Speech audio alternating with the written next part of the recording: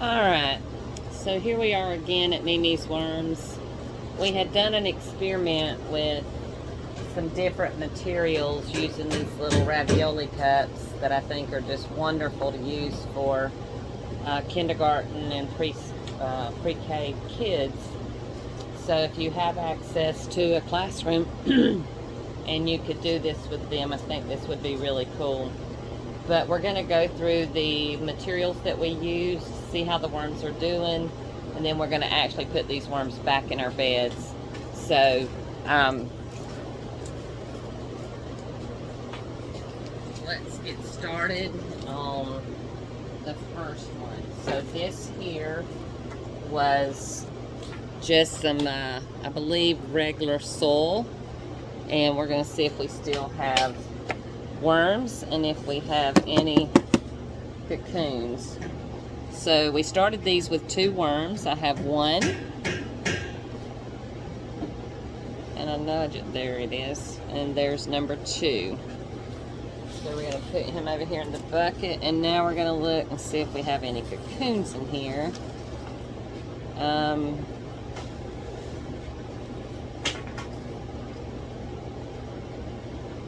Going to kind of do this fairly quick, so it's possible we may miss some, but if they're not popping out at me, then we're just going to move on.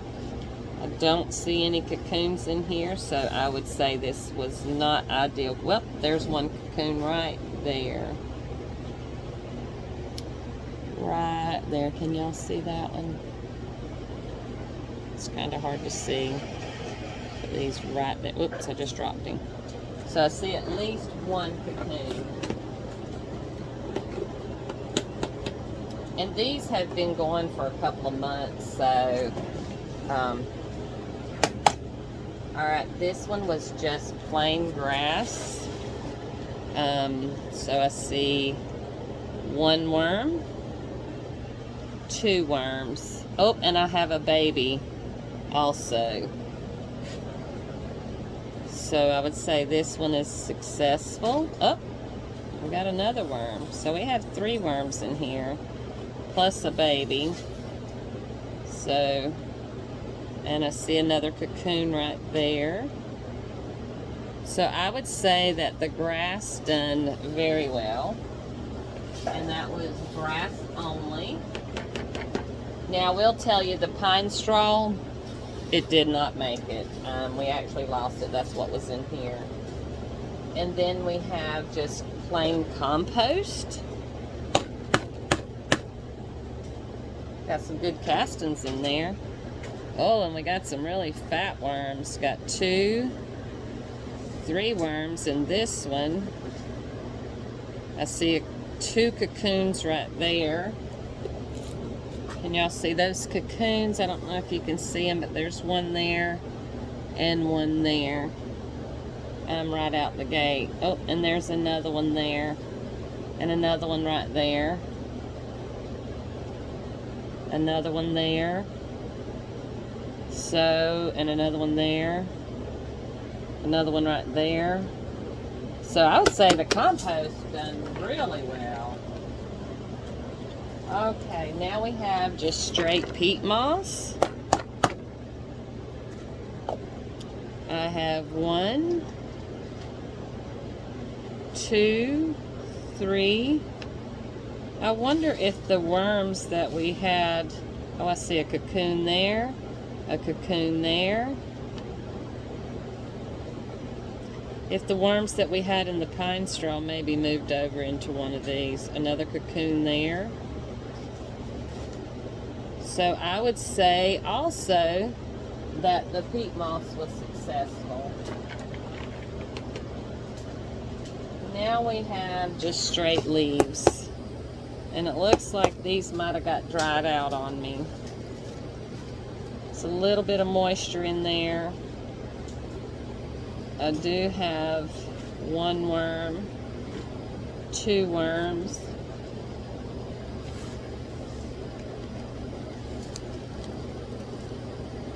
I don't see any cocoons. Now, I will tell you with just leaves, They do dry out fairly quick, so you do have to keep those moist with moisture. This here was sawdust. Let's see, the last experiment I've done with sawdust, we had really great success. But I'm not, well, there's a baby worm, but I'm not seeing my 2 mature worms. Also, look, there's a cocoon. There's 1 cocoon, 2 cocoons, 3 cocoons.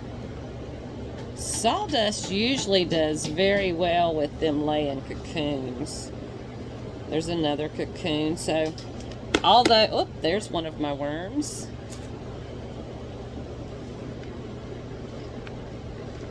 But it looks like we may have lost one of them.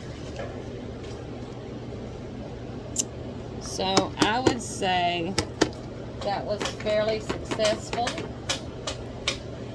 This here is coconut core, just straight core. I already see 2, 3 cocoons.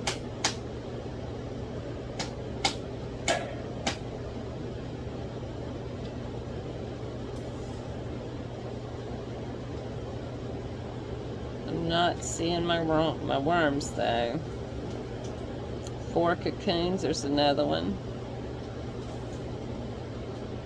So I don't know if maybe they crawled out or if we lost them. But there is quite a few cocoons in here. I've seen about 6 cocoons. So that is our experiment. I would say for the most part they were all successful. When we've got, except for the pine straw, we've got our cardboard. Forgot about it.